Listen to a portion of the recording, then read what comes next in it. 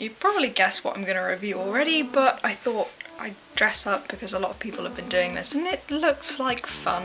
It's fun dressing up. As you may have guessed, a while ago I read The Great Gatsby by F.Scott Fitzgerald. Now, The Great Gatsby is basically this story about the protagonist, Nick Carraway, who moves to East Egg, and it's all about his next door neighbour, Jay Gatsby.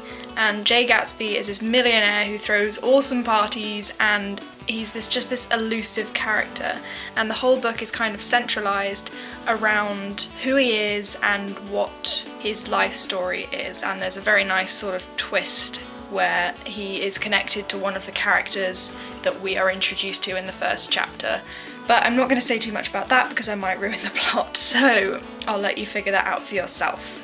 I'm going to do two kind of separate reviews for this book, one for the analytical style and one for my personal enjoyment.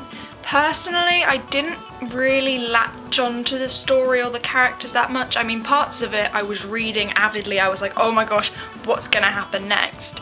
But parts kind of like, okay, moving on. The characters weren't particularly gripping. They were more an embodiment of the themes of the book, which brings me to the second kind of review that I'm going to do, which is the analytical review.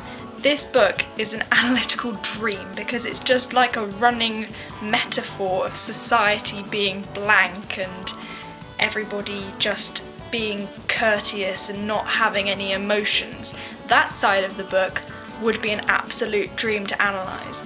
But if you're reading it purely for enjoyment, I wouldn't really say that it's that much of an enjoyable book. I mean, don't get me wrong, I liked it, but it wasn't great.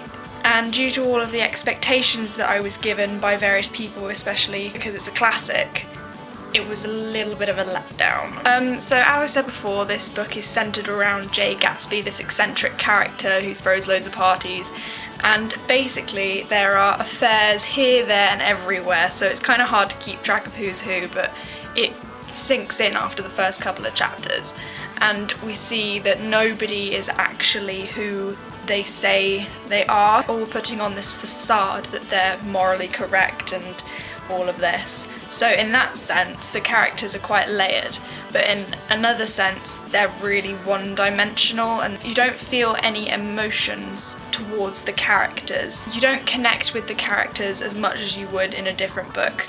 And for me, that's kind of a big aspect of the story. I have to kind of connect with the characters, whether it be in a negative way if I hate them, or in a positive way if I seriously adore them. All of these affairs go on to spiral into this quite a serious crime that ends up happening, and at the end of the book, I suppose we are made to feel some sympathy for Gatsby.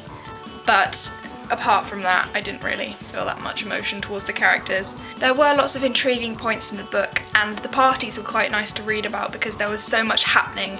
I found that the descriptive aspect of this book was quite good, but it was kind of flattened by the fact that the characters weren't all that. They were just sort of characters. And I will, to the end of the earth, say that yes, it's because Fitzgerald said that, but overall, although this would be an analytical dream, I wouldn't say it's the most enjoyable book I've ever read. Overall, I would give this book two separate ratings. I'd give it about 3 stars for enjoyment and 4.5 for analytical potential, because it would be really nice to sink your teeth into because of all of the metaphorical and analytical context.